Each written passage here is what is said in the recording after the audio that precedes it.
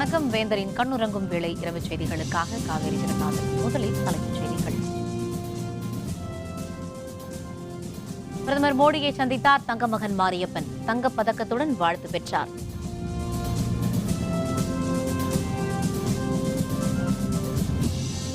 கடற்படை தளம் அருகே சந்தேகத்திற்குரிய நபர்கள் நடமாட்டம்.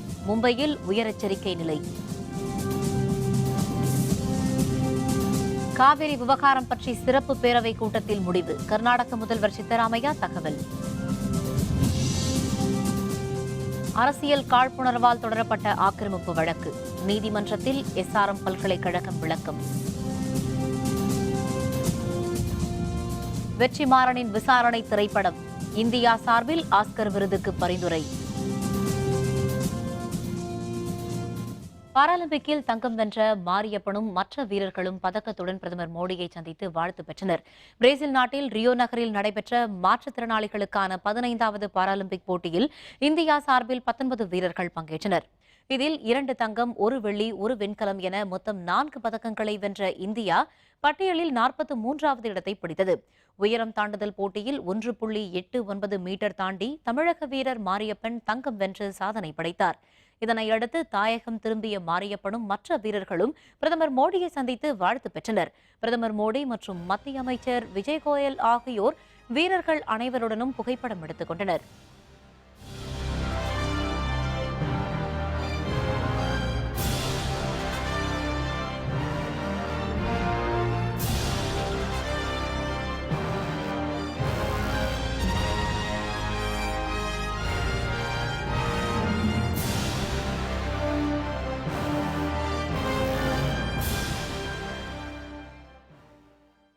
முன்னதாக தாயகம் திரும்பிய மாரியப்பனுக்கு தில்லி விமான நிலையத்தில் சிறப்பான வரவேற்பு அளிக்கப்பட்டது.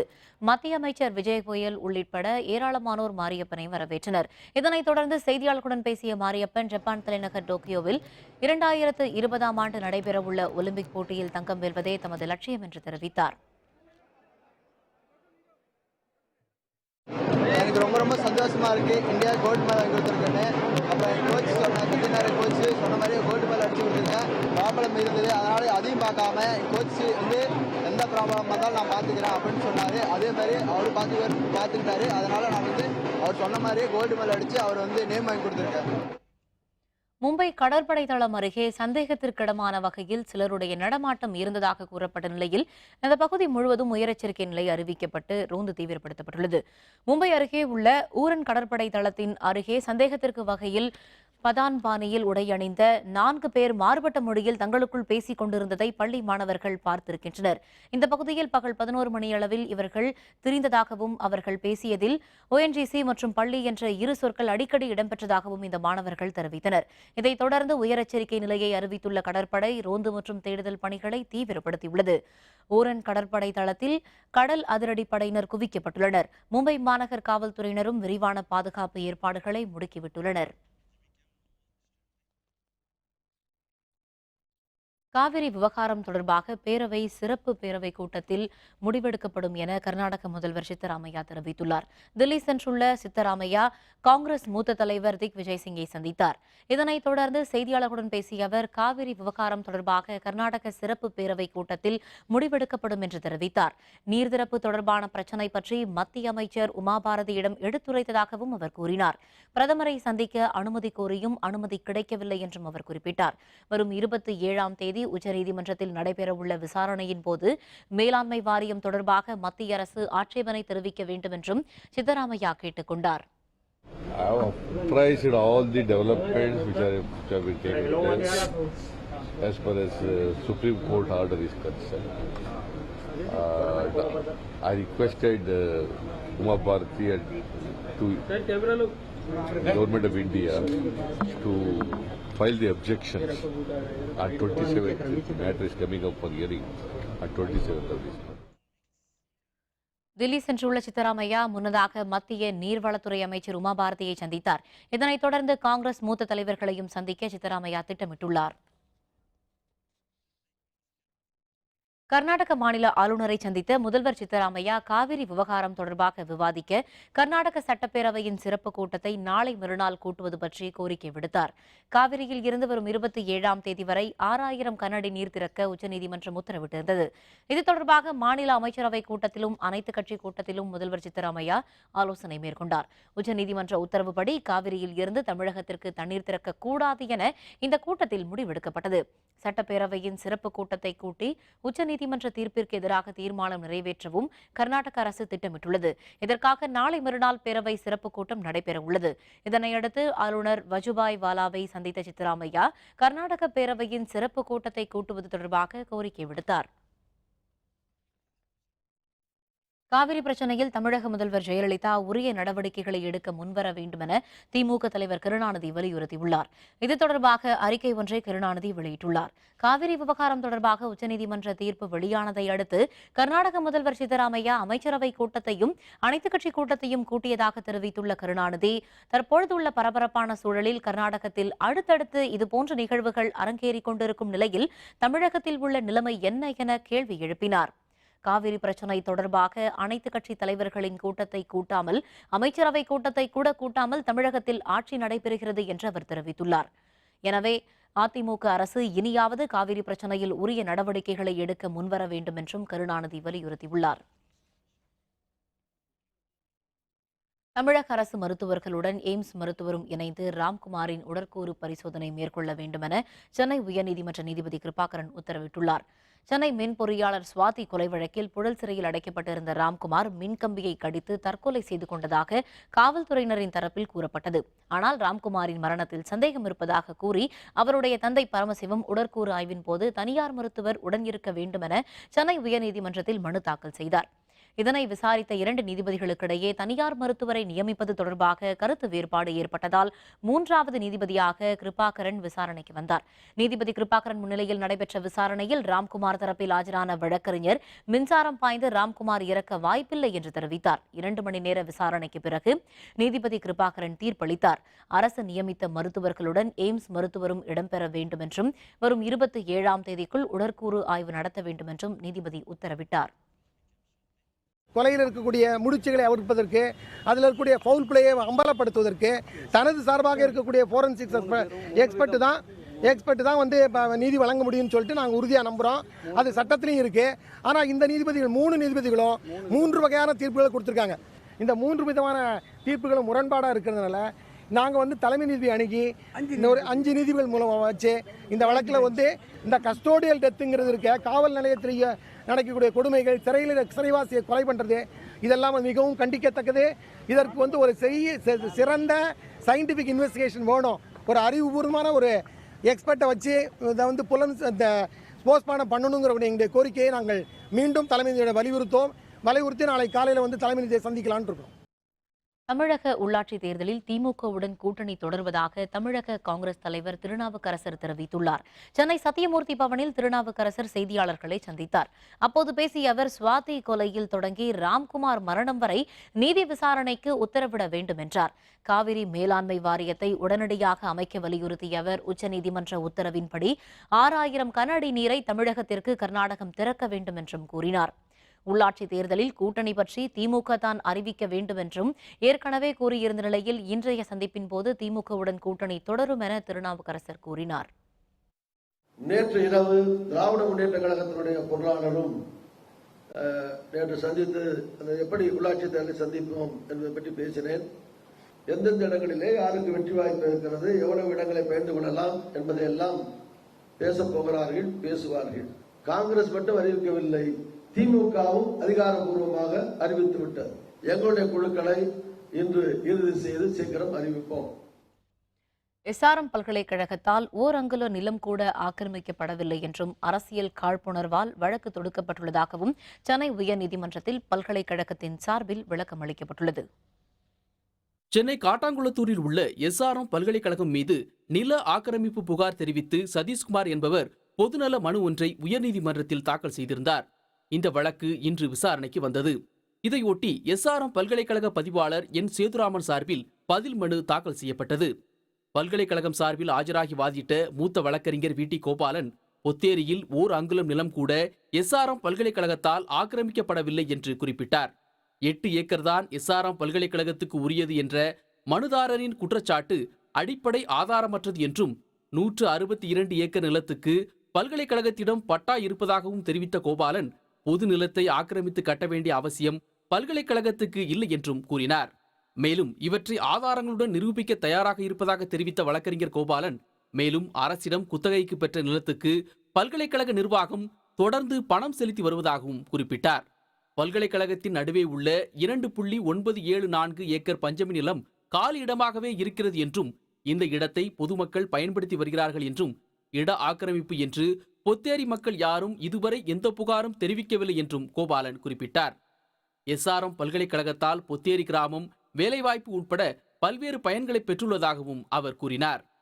எனவே எஸ்ஆர்எம் பல்கலைக்கழகம் நிலங்களை ஆக்கிரமித்ததாக குறிப்பிடுவது தவறு என்று வாதிட்ட வழக்கறிஞர் கோபாலன், மனுதாரர் சதீஷ்குமார் தான் சார்ந்திருக்கும் பாட்டாளி மக்கள் கட்சிக்கு சாதகமாக அரசியல் காழ்ப்புணர்ச்சியால் இந்த பொதுநல வழக்கை தொடுத்துள்ளார் என்றும் தெரிவித்தார்.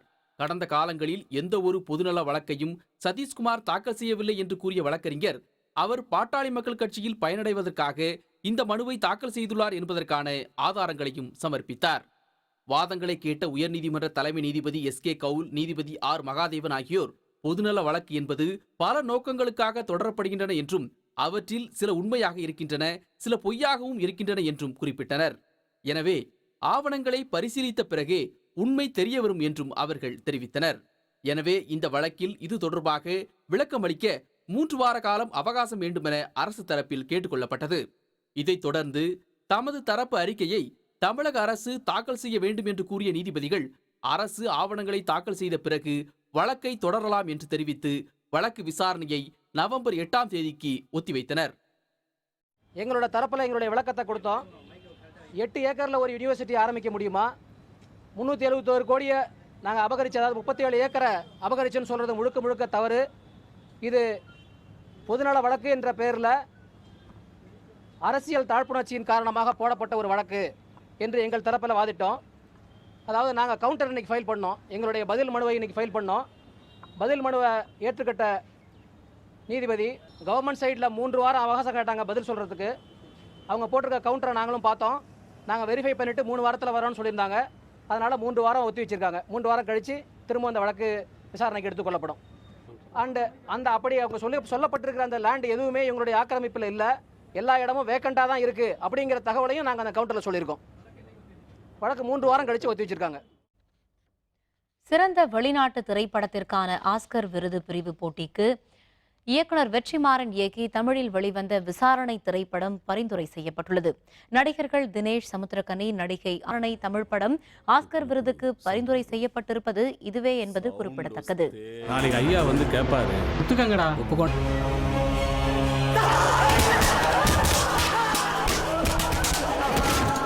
சார் ஒத்துக்கிட்டு அடிக்க மாட்டாங்களா சார்? நாங்கள் ஏன்னா ஒத்துக்கணும்? அது ஒரு பெரிய பிரச்சனை மாட்டிட்டு இருக்கோம்டா. சென்னை வடபழனியில் இயக்குனர் வெற்றிமாறன் செய்தியாளர்களை சந்தித்தார். அப்போது பேசிய அவர், விசாரணை போன்ற திரைப்படங்களை அனைவரும் ஊக்குவிக்க வேண்டும் என்று தெரிவித்தார். விசாரணை படம் ஆஸ்கருக்கு பரிந்துரை செய்திருப்பதால் பொறுப்பு அதிகரித்துள்ளதாகவும் வெற்றிமாறன் கூறினார். ஆஸ்கருக்கு வந்து இந்தியாவுடைய அஃபிஷியல் என்ட்ரியாக விசாரணை செலக்ட் ஆகிருக்கிறது வந்து ஒரு எங்கள் எல்லாருக்குமே வந்து ஒரு சந்தோஷமான ஒரு விஷயமாக தான் இருக்குது. எல்லாரையுமே வந்து தேங்க் பண்ணுற டைம் நினைக்கிறேன். ஸ்டார்டிங் ஃப்ரம் சந்திரகுமார், இந்த கதையை வந்து படமாக்கிறதுக்கு ஒத்துக்கிட்ட சந்திரகுமார், அதுக்கப்புறம் இது என்ன கதை, இது என்ன படம்னு எதுவுமே கேட்காம படத்தை பண்ணுறதுக்கு ஒத்துக்கிட்ட தனுஷ், அண்ட் என்னுடைய எல்லா ஆக்டர்ஸ் தினேஷ், சமுத்திரக்கனி, கிஷோர், முருகதாஸ், எல்லாருமே யாருமே வந்து எந்த கேள்வியுமே கேட்காம சொன்னதை செஞ்சது. அண்ட் அகெயின் இது வந்து ஒரு தொடக்கம் தான். இதுக்கப்புறம் ஒரு பெரிய பயணம் இருக்குது. அதுக்கான ஆரம்பமாக தான் இதை பார்க்குறேன் நான். ரொம்ப மகிழ்ச்சியான ஒரு தருணம், ரொம்ப சந்தோஷமாக இருக்குது. ஏன்னா பெரிய ஒரு ஆஸ்கர் அவர் வாங்க போகிறாரு அப்படின்லாம் நிறையா கிண்டல் பண்ணியிருக்காங்க. பட் ஆனால் அந்த இடத்துக்கு நாங்கள் உழைச்ச ஒரு திரைப்படம் போய் நிற்கிது அப்படின்றது, அந்த கதவையும் போய் நாங்கள் தட்டியிருக்கோம் அப்படின்றது ரொம்ப பெருமையாக இருக்குது. தலைநிமிர்ந்து சொல்லலாம். இந்த விசாரணை திரைப்படத்துக்காக எனக்கு என்ன விருதுகள் கிடைத்திருந்தாலும் சரி, நான் இன்னும் பெறப்போகும் விருதுகளாக இருக்கட்டும், எது வந்தாலும் அது இயக்குனரை தான் சேரும். ஜம்மு காஷ்மீர் மாநிலத்தில் பாதுகாப்பு படையினருக்கும் தீவிரவாதிகளுக்கும் இடையே நடைபெற்ற துப்பாக்கிச் சூட்டில் தீவிரவாதி ஒருவர் சுட்டுக் கொல்லப்பட்டார். பண்டிபோரா மாவட்டத்தில் எல்லை கட்டுப்பாட்டு கோட்டிற்கு அருகில் உள்ள கிராமத்தில் தீவிரவாதிகள் பதுங்கியிருப்பதாக பாதுகாப்பு படையினருக்கு தகவல் கிடைத்தது. அந்த பகுதியை சுற்றி வளைத்த பாதுகாப்பு படையினருக்கும் தீவிரவாதிகளுக்கும் இடையே பல மணி நேரம் துப்பாக்கிச் சண்டை நடந்தது. இதில் தீவிரவாதி ஒருவர் சுட்டுக் கொல்லப்பட்டார். அந்த பகுதியில் பாதுகாப்பு படையினர் தீவிர தேடுதல் நடவடிக்கையில் ஈடுபட்டுள்ளனர். இதனிடையே எல்லைப் பகுதியில் 2 இடங்களில் நடைபெற்ற ஊடுருவல் முயற்சிகளை பாதுகாப்பு படையினர் வெற்றிகரமாக முறியடித்தனர். ஆந்திர மாநிலத்தில் தொடரும் கனமழை காரணமாக கோதாவரி மாவட்டங்களில் கடும் வெள்ளப்பெருக்கு ஏற்பட்டுள்ளது. ஆந்திர மாநிலத்தில் கிழக்கு கோதாவரி மற்றும் மேற்கு கோதாவரி மாவட்டங்களில் கடந்த 3 நாட்களாக கனமழை பெய்து வருகிறது. இதனால் குண்டூர், பிரகாசம், கிருஷ்ணா மற்றும் கர்னூல் பகுதிகளில் வெள்ளப்பெருக்கு ஏற்பட்டுள்ளது.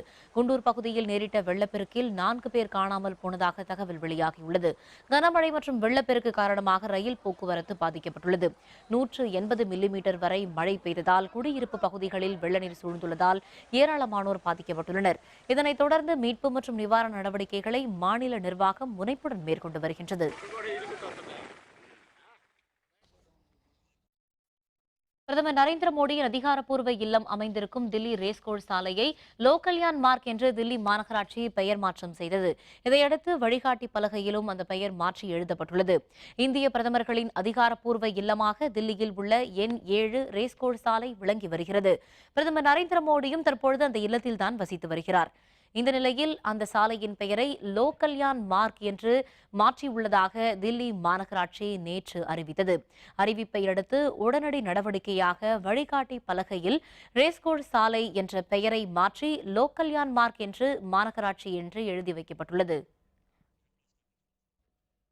பாகிஸ்தானை தீவிரவாத நாடாகவே இந்தியா பார்ப்பதாக ஐக்கிய நாடுகள் அவை கூட்டத்தில் மத்திய வெளியுறவுத்துறை துணை செயலர் ஈனம் கம்பீர் தெரிவித்துள்ளார். ஐக்கிய நாடுகள் அவையின் 71வது கூட்டம் நியூயார்க்கில் நடைபெற்று வருகிறது. இந்த கூட்டத்தில் காஷ்மீர் பிரச்சினையை எழுப்பி பாகிஸ்தான் பிரதமர் நவாஸ் ஷெரீப் பேசினார். இதற்கு பதிலளிக்கும் விதமாக பேசிய இந்திய வெளியுறவுத்துறை துணை செயலர் ஈனம் கம்பீர் பாகிஸ்தானில் தீவிரவாதிகள் சுதந்திரமாக சுற்றித் திரிவதாக தெரிவித்தார். அண்டை நாடுகளுக்கு அச்சுறுத்தலை தந்து வரும் பாகிஸ்தானை இந்தியா தீவிரவாத நாடாகவே பார்ப்பதாகவும் அவர் கூறினார். What we see in Pakistan, Mr. President, is a terrorist state which analyzes billions of dollars, much of it diverted from international aid to training, financing and supporting terrorist groups as militant proxies against its neighbors. Terrorist entities and their leaders, including many designated by the UN, continue to roam its streets freely and operate with state support. With the approval of authorities, many terrorist organizations raise funds openly in flagrant violations of Pakistan's international obligations. சீசனுக்காக தயாராகும் மலர் செடிகள் 10,000 தொட்டிகள் அடுக்கும் பணி தொடக்கம். விவரம் விளம்பர இடைவேளைக்கு பிறகு.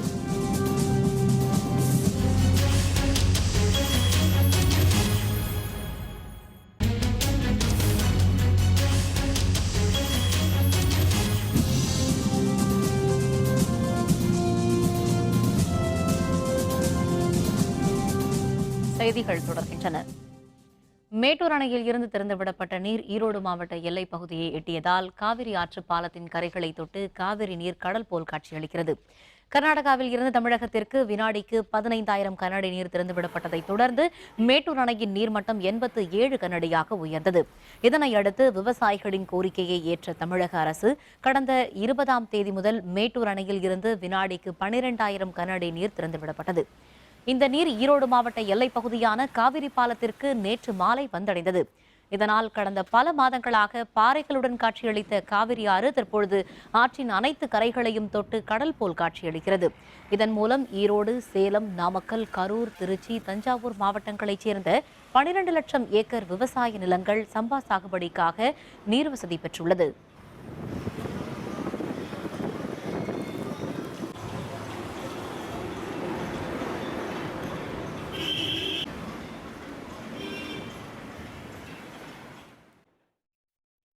பாசனத்திற்காக மேட்டூர் அணையில் இருந்து திறக்கப்பட்ட தண்ணீர் இன்று காலை கரூர் மாவட்டம் வந்தடைந்தது. சம்பா சாகுபடிக்காக மேட்டூர் அணையில் இருந்து நேற்று முன்தினம் தண்ணீர் திறந்துவிடப்பட்டது. இந்த தண்ணீர் இன்று காலை கரூர் மாவட்ட எல்லையை வந்தடைந்தது. மாயனூரில் உள்ள கதவணையில் இருந்து தற்பொழுது 8,000 கனஅடி நீர் டெல்டா மாவட்ட சம்பா சாகுபடிக்காக முழுமையாக திறந்துவிடப்பட்டுள்ளது.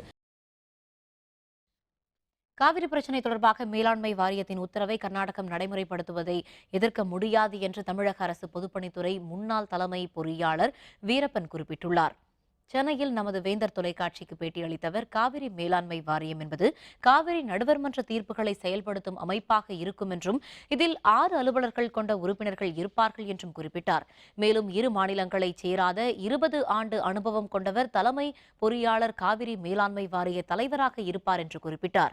உச்சநீதிமன்றத்திற்கு என்ன அதிகாரம் இருக்கிறதோ அதே அளவிற்கு காவிரி மேலாண்மை வாரியத்திற்கும் அதிகாரம் உண்டு என்றும் இந்த மேலாண்மை வாரியத்தின் உத்தரவை நடைமுறைப்படுத்த முடியாது என்று கர்நாடக அரசு சொல்ல முடியாது என்று அவர் தெரிவித்தார். உச்சநீதிமன்ற தீர்ப்புக்கு அதனுடைய அதிகாரமும் வேகமும் இருக்கிறதோ அதற்கு இணையான வேகம் அதிகாரம் இந்த காவிரி நடுவர் மன்ற தீர்ப்பினாலே ஏற்படுத்தப்பட்ட இந்த காவிரி மேலாண்மை வாரியத்திற்கும் உண்டு. கர்நாடக அரசு அதனுடைய அமைச்சர்கள் அரசியல் சட்ட அமைப்புக்கு மாறாக அவர்கள் பேசுவார்களே ஆனால் அவர்களுடைய பதவியை அவர்கள் இழக்க நேரும். மேலாண்மை வாரியம் அமைக்கப்பட்ட உடனே கர்நாடகாவில் உள்ள 4 அணைகளிலும் தமிழகத்தில் உள்ள 3 அணைகளும் கேரளாவில் உள்ள 1 அணையும் காவிரி மேலாண்மை வாரியத்தின் கட்டுப்பாட்டிற்குள் வந்துவிடும் என்று குறிப்பிட்ட வீரப்பன், இனியும் மத்திய அரசு மேலாண்மை வாரியம் அமைக்க காலதாமதம் ஏற்படுத்தினால் அதற்கு பாதிக்கப்பட்ட மாநில அரசு மத்திய அரசு மீது உச்சநீதிமன்றத்தில் நீதிமன்ற அவமதிப்பு வழக்கு பதிவு செய்ய முடியும் என்றும் குறிப்பிட்டார். காவிரி நடுவர் மன்ற தீர்ப்பு 2013 செப்டம்பரிலே அது வெளியிடப்பட்ட போது 3 மாதங்களுக்குள் இந்த காவிரி மேலாண்மை வாரியம் அமைக்கப்பட வேண்டும். அது அந்த இதிலே மிக தெளிவாக குறிப்பிடப்பட்டிருக்கிறது. இப்படி நடுவர் மன்றமோ அல்லது உச்சநீதிமன்றமோ கொடுக்கக்கூடிய தீர்ப்புகளை மத்திய அரசு செயற்படுத்தாமல் காலதாமதப்படுத்தினால் அதற்கு உரிய பாதிக்கப்பட்ட அந்த மாநில அரசு contempt of court, contempt of the award என்று மத்திய அரசின் மீது ஒரு பெரிய வழக்கை அவர்கள் தொடுக்கலாம். காவிரியில் ஒரு சொட்டு தண்ணீர் கூட திறந்துவிட முடியாது என்ற கர்நாடகத்தின் அறிவிப்பால் நாட்டின் ஒருமைப்பாடு நீடிக்குமா என்ற கேள்வியை எழுப்பியுள்ளது என்று மதிமுக பொதுச் செயலர் வைகோ அச்சம் தெரிவித்துள்ளார். மதுரை விமான நிலையத்தில் இன்று செய்தியாளர்களுடன் பேசிய வைகோ, முதல்வர் ஜெயலலிதாவின் சட்ட ரீதியான நடவடிக்கை பாராட்டிற்குரியது என்றதுடன் அனைத்துக் கட்சி கூட்டத்தை கூட்டி பிரதமரை சந்திக்க வேண்டியது அவசியம் என்றும் குறிப்பிட்டார். காவிரி மேலாண்மை வாரியம் 4 வாரத்துக்குள்ள அமைக்கணுங்கிறத உண்மையிலே அமைப்பாங்களா எனக்கு தெரியாது. அப்படி அமைத்தாலும் அதற்கு கர்நாடகம் நான் சுப்ரீம் கோர்ட் உத்தரவே கட்டுப்படுத்தல. இதை விட ஆபத்து இந்திய ஒருமைப்பாட்டுக்கு வேற ஒன்றும் கிடையாது. அப்ப முதலமைச்சர் அவர்கள் அனைத்து கட்சி கூட்டத்தை கூட்டுங்க. 2 காரியம் செய்யணும். காவிரி மேலாண்மை வாரியத்தை அமைப்பது மட்டுமல்ல, சுப்ரீம் கோர்ட் உத்தரவுக்கு அதை கட்டுப்படணும் கர்நாடகம். பழைய ஓய்வூதிய திட்டத்தையே தொடர வேண்டுமென அரசு ஊழியர் சங்கங்களும் ஆசிரியர் சங்கங்களும் வல்லுநர் குழுவினரிடம் வலியுறுத்தியுள்ளன. அரசு ஊழியர்களுக்கு பழைய ஓய்வூதிய திட்டத்தை நடைமுறைப்படுத்துவது குறித்து அமைக்கப்பட்ட வல்லுநர் குழுவின் கருத்து கேட்பு கூட்டம் இன்று தலைமைச் செயலகத்தில் நடைபெற்றது. முதல்வர் அலுவலக சிறப்பு பணி அலுவலர் சாந்தா லீலா நாயர் தலைமையில் அமைக்கப்பட்டுள்ள இந்த குழுவிடம் தனித்தனியாக ஒவ்வொரு அரசு ஊழியர் சங்க அமைப்பினரும் கருத்துக்களை தெரிவித்தனர். புதிய பென்ஷன் திட்டத்தினால் ஏற்படக்கூடிய விளைவுகள், அதனால் 2003க்கு பின்னால் பணியில் சேர்ந்த பேராசிரியர்களுக்கு ஏற்படக்கூடிய இழப்பு, இதுவரை அந்த பென்ஷன் திட்டம் எந்த வகையிலும் எந்த உறுப்பினருக்கும் பணியிலிருந்து ஓய்வு பெற்ற உறுப்பினர்களுக்கு அல்லது இறந்து போன உறுப்பினர்களுக்கு யாருக்கும் எந்த பலனையும் அளிக்கவில்லை. புதிய பென்ஷன் திட்டத்தை ஒழித்து பழைய பென்ஷன் திட்டத்தை கொண்டு வருவதற்கு குழுவிடம் நாங்கள் எங்களுடைய கருத்துக்களை எல்லாம் எடுத்துரைத்திருக்கிறோம். சிவகங்கை அருகே திருக்கோஷ்டியூரில் செயல்பட்டு வரும் ஆரம்ப சுகாதார நிலையத்தை அகற்றும் முடிவுக்கு எதிர்ப்பு தெரிவித்து சாலை மறியலில் மக்கள் ஈடுபட்டனர். சிவகங்கை மாவட்டம் திருப்பத்தூர் அருகே திருக்கோஷ்டியூரில் கடந்த 15 வருடங்களுக்கு மேலாக அரசு ஆரம்ப சுகாதார நிலையம் இயங்கி வருகிறது. தற்பொழுது பெரம்பலூர் மானாமதுரை தேசிய நெடுஞ்சாலை பணிகள் மேற்கொள்ளப்பட்டு வருகின்றன. ஆரம்ப சுகாதார நிலையத்தை அகற்றினால் மட்டுமே சாலை பணிகள் முழுமையாக நிறைவடையும் என்பதால் அதனை அகற்றும் பணியில் ஈடுபட்டனர். இதற்கு அந்த பகுதி மக்கள் எதிர்ப்பு தெரிவித்து அலுவலர்களை முற்றுகையிட்டனர். மாற்று இடத்தில் மருத்துவமனை அமைக்கப்படும் என்றும் அதுவரை பழைய இடத்திலேயே மருத்துவமனையை செயல்படும் என்று வட்டாட்சியர் உறுதியளித்தார். இதனையடுத்து ஆர்ப்பாட்டத்தை மக்கள் விலக்கிக் கொண்டனர். திருநெல்வேலி பத்தமடையில் தனியார் பள்ளி நிர்வாகத்திற்கும் ஆசிரியர்களுக்கும் இடையே ஏற்பட்ட மோதல் காரணமாக பள்ளி மூடப்பட்டதால் காலாண்டு தேர்வு எழுத முடியாமல் மாணவர்கள் தவித்து வருகின்றனர். திருநெல்வேலி மாவட்டம் சேரன் மகாதேவி அருகே பத்தமடையில் தனியாருக்கு சொந்தமான பள்ளி இயங்கி வருகிறது. இங்கு பணிபுரியும் ஆசிரியர்களுக்கு போதுமான ஊதியம் வழங்கப்படவில்லை என்று தெரிகிறது. இதனால் நிர்வாகத்திற்கும் ஆசிரியர்களுக்கும் நீண்ட நாளாக பிரச்சனை இருந்து வருகிறது. இதனிடையே இருதரப்பினருக்கும் இடையே ஏற்பட்ட கருத்து மோதல் காரணமாக பள்ளி நிர்வாகம் பள்ளியை மூடியது. இதனால் தற்பொழுது நடைபெற்று வரும் காலாண்டு தேர்வை எழுத முடியாமல் மாணவ மாணவிகள் தவித்தனர். மேலும் சம்பவ இடத்திற்கு மாணவர்களின் பெற்றோர்கள் வரத் தொடங்கியதால் அந்த பகுதியில் சிறிது நேரம் பதற்றம் ஏற்பட்டது. தமிழகம் உள்பட மற்ற மாநிலங்களில் வசூலிப்பது போல் புதுச்சேரி ஆட்டோக்களுக்கும் மீட்டர் பொருத்தி அரசு நிர்ணயித்த கட்டணத்தை பின்பற்ற வேண்டும் என்று புதுச்சேரி மாநில சமூக அமைப்பினர் வலியுறுத்தியுள்ளனர். புதுச்சேரி மாநிலத்தில் ஆட்டோ கட்டணங்கள் அதிகமாக வசூலிக்கப்படுவதாக பொதுமக்கள் குற்றம் சாட்டி வருகின்றனர். இது தொடர்பாக புதுச்சேரியில் நடைபெற்ற சட்டப்பேரவை கூட்டத்தில் ஆட்டோக்களுக்கு மீட்டர் பொருத்தப்பட்டு அரசு நிர்ணயித்த கட்டணம் கொண்டுவரப்படும் என்று அறிவித்திருந்தனர். இதனிடையே குறைந்த அளவு ஆட்டோ கட்டணமாக 40 ரூபாய் அறிவிக்க வலியுறுத்தி நேற்று ஆட்டோ ஓட்டுநர்கள் போராட்டம் மேற்கொண்டனர். இது தொடர்பாக செய்தியாளர்களுடன் பேசிய புதுச்சேரி மாநில சமூக அமைப்பினர் ஆட்டோக்களுக்கு மீட்டர் பொருத்த நடவடிக்கை எடுக்க வலியுறுத்தி விரைவில் ஆர்ப்பாட்டம் நடைபெறும் என்று தெரிவித்தனர். 1.8 கிலோமீட்டருக்கு 25 ரூபாய் என வரையறுத்திருக்கிறார்கள். இது தமிழகத்திலே குறைவாக இருக்கிறது, புதுச்சேரியில் அதிகமாக இருக்கிறது. இந்த கட்டணத்தை கூட இவர்கள் ஏற்றுக்கொள்ளாமல் 40 ரூபாயாக உயர்த்த வேண்டும் என கேட்பதில் எந்தவித நியாயமும் இல்லை. எனவே புதுச்சேரி அரசாங்கம் ஆட்டோ கட்டணத்தை மீட்டர் பொருத்தி வசூலிக்க நடவடிக்கை எடுக்க வேண்டும் என 20க்கும் மேற்பட்ட சமூக அமைப்புகள் ஒன்று கூடி இன்றைக்கு தீர்மானம் நிறைவேற்றியிருக்கிறோம். காஞ்சிபுரம் மாவட்டம் மேல்மருவத்தூர் அருகே சோத்துப்பாக்கம் வந்தவாசி சாலையில் மினி லாரியின் டயர் வெடித்து வண்டி கவிழ்ந்ததில் 3 தொழிலாளர்கள் பலியானார்கள். 7 பேர் காயமடைந்தனர். மேல்மருவத்தூர் அருகே உள்ள அரப்பேடு கிராமத்தைச் சேர்ந்த 12 கூலி தொழிலாளர்கள் வந்தவாசியில் இருந்து ஈச்சமரங்களை மினி லாரியில் ஏற்றிக்கொண்டு சோத்துப்பாக்கம் நோக்கி வந்தனர். லாரி சோத்துப்பாக்கத்தை நெருங்கும் போது பின் டயர் 2ம் வெடித்து வண்டி நிலை தடுமாறி சாலையில் கவிழ்ந்தது. இந்த விபத்தில் செந்தில், செல்லப்பன், மன்னார் ஆகிய 3 பேர் சம்பவ இடத்திலேயே பலியாகினர். காயமடைந்த 7 பேர் செங்கல்பட்டு அரசு பொது மருத்துவமனைக்கு அனுப்பி வைக்கப்பட்டனர். விபத்து குறித்து மேல்மருவத்தூர் காவல்துறையினர் வழக்கு பதிவு செய்து விசாரித்து வருகின்றனர். கர்நாடக மாநிலத்திற்கு லாரி போக்குவரத்து நிறுத்தப்பட்டுள்ளதால் நாமக்கலில் இருந்து அனுப்ப வேண்டிய 2 கோடி முட்டைகள் தேக்கமடைந்துள்ளன. நாமக்கலில் இருந்து கர்நாடக மாநிலத்திற்கு நாள்தோறும் 20 லட்சம் முட்டைகள் அனுப்பப்பட்டு வருகிறது.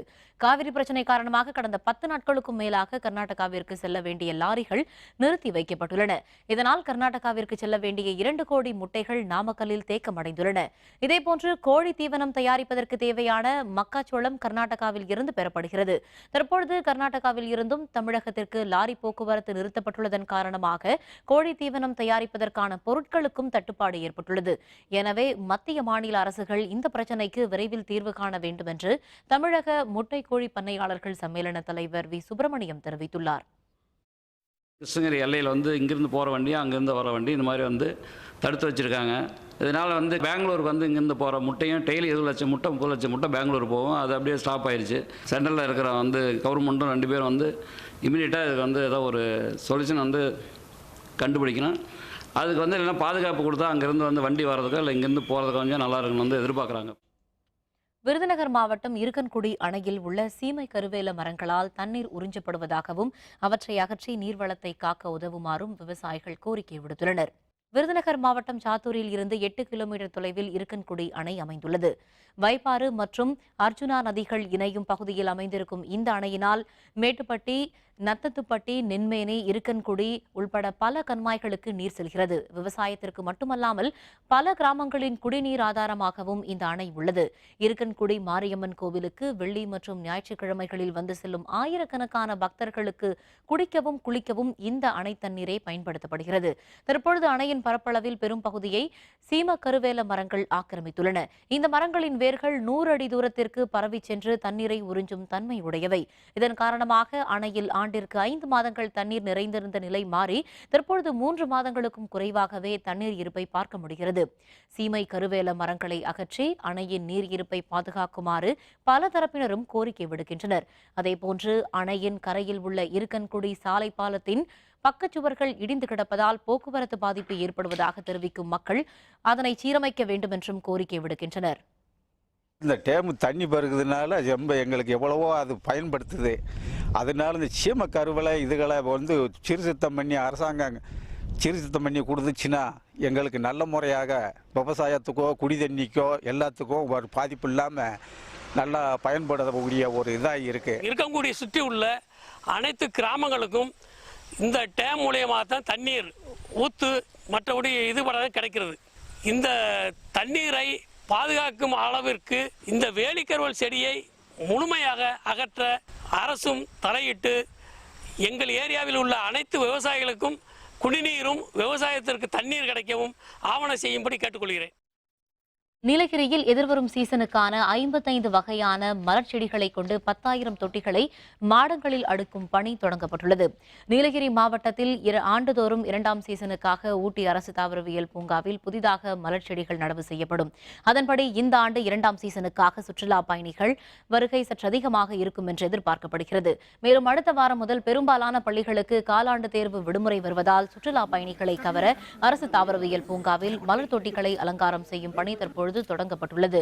இன்னும் ஓரிரு நாட்களில் தொட்டிகளில் அனைத்தும் மாடங்களில் அடுக்கும் பணிகள் முடிந்துவிடும் என்று எதிர்பார்க்கப்படுகிறது. நியூசிலாந்திற்கு எதிரான முதல் டெஸ்ட் கிரிக்கெட் போட்டி. இந்தியா 9 விக்கெட் இழப்பிற்கு 291 ரன்கள். விவரம் விளம்பர இடைவேளைக்கு பிறகு.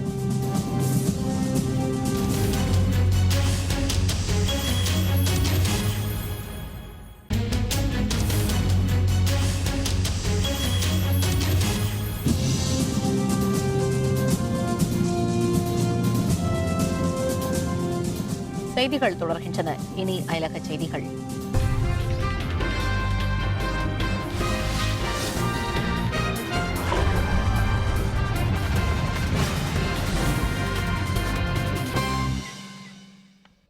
இந்தோனேஷியாவின் ஜாவா தீவில் பெய்து வரும் கனமழை காரணமாக வெள்ளம், நிலச்சரிவுகளில் சிக்கி பலியானோரின் எண்ணிக்கை 23ஆக அதிகரித்துள்ளது. இந்தோனேஷியாவின் ஜாவா தீவில் கடந்த சில நாட்களாக கனமழை பெய்து வருவதால் மாவட்டத்தின் பல பகுதிகளில் வெள்ளப்பெருக்கு மற்றும் நிலச்சரிவு ஏற்பட்டுள்ளது. இதில் பலர் காணாமல் போனதாக தகவல் வெளியாகியுள்ளன.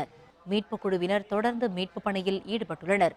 வீடுகளை இழந்த 1000த்திற்கும் அதிகமானோர் நிவாரண முகாம்களில் தங்க வைக்கப்பட்டுள்ளனர். ஜாவா தீவில் குரூட் உள்ளிட்ட 7க்கும் அதிகமான மாவட்டங்கள் வெள்ளத்தால் பாதிக்கப்பட்டுள்ளது. கனமழை மற்றும் நிலச்சரிவில் சிக்கி இதுவரை 23 பேர் பலியானார்கள். இந்த எண்ணிக்கை மேலும் அதிகரிக்கும் என்று அஞ்சப்படுகிறது. காணாமல் போனவர்களை தேடும் பணி தொடர்ந்து மேற்கொள்ளப்பட்டு வருகிறது. அமெரிக்காவில் கருப்பினத்தவர் ஒருவரை காவல்துறையினர் சுட்டுக் கொன்றதற்கு கண்டனம் தெரிவித்து நடைபெற்ற போராட்டத்தில் வன்முறை வெடித்தது. வடக்கு கரோலினா மாகாணத்தில் உள்ள சார்லட்டோ பகுதியில் கேட்ஸ்காட் என்ற கருப்பினத்தவர் ஒருவர் துப்பாக்கியுடன் சுற்றித் திரிந்ததாகவும் பாதுகாப்பு பணியில் இருந்த காவல்துறையினர் துப்பாக்கியை கீழே போடச் சொன்னதற்கு அவர் மறுப்பு தெரிவித்ததாகவும் தெரிவிக்கிறது. இதையடுத்து காவல்துறையினர் அவரை சுட்டுக் கொன்றதாக கூறப்படுகிறது. இதற்கு எதிர்ப்பு தெரிவித்து நூற்றுக்கணக்கானோர் கரோலினாவில் ஆர்ப்பாட்டத்தில் ஈடுபட்டனர். காவல்துறையினருக்கு எதிராக அவர்கள் முழக்கங்களை எழுப்பினர். கற்களால் போலீசாரை தாக்கியும் ஆங்காங்கே தீ வைத்தும் ஆர்ப்பாட்டக்காரர்கள் தங்கள் கண்டனத்தை வெளிப்படுத்தினர். இதையடுத்து காவல்துறையினர் நடத்திய கண்ணீர் புகை குண்டு வீச்சில் பலரும் காயமடைந்தனர். ஒருவர் உயிரிழந்தார். போர்க்களம் போல காட்சியளித்த அந்த பகுதியில் காவல்துறையினர் குவிக்கப்பட்டுள்ளனர். உயர்காவல் அலுவலர்கள் பலர் காயமடைந்த நிலையில் கலவரம் மேலும் பல மாகாணங்களுக்கு பரவாத வகையில் காவல்துறையினர் முன்னெச்சரிக்கை நடவடிக்கைகளில் ஈடுபட்டுள்ளனர்.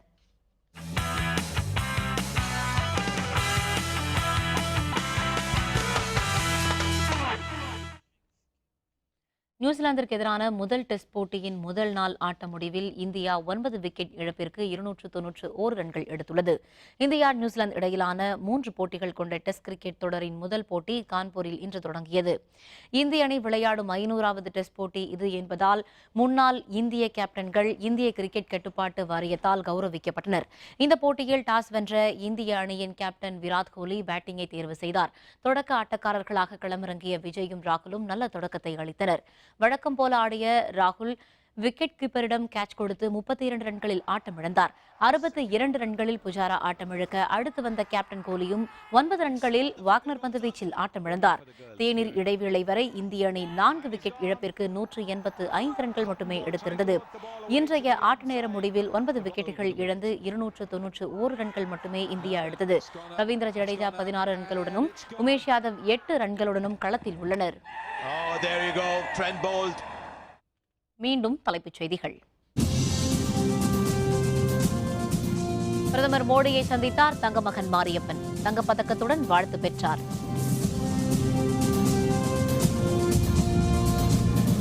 கடற்படை தளம் அருகே சந்தேகத்திற்குரிய நபர்கள் நடமாட்டம். மும்பையில் உயர்நிலை எச்சரிக்கை.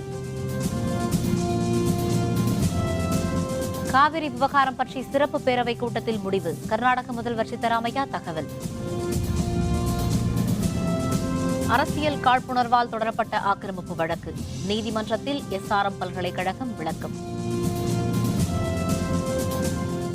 வெற்றிமாறனின் விசாரணை திரைப்படம் இந்தியா சார்பில் ஆஸ்கர் விருதுக்கு பரிந்துரை. இத்துடன் வேந்தரின் கண்ணுறங்கும் வேளை இரவு செய்திகள் நிறைவடைந்தன. மீண்டும் நாளை காலை 8 மணிக்கு இளங்கதிர் காலை செய்திகளில் சந்திப்போம். வணக்கம்.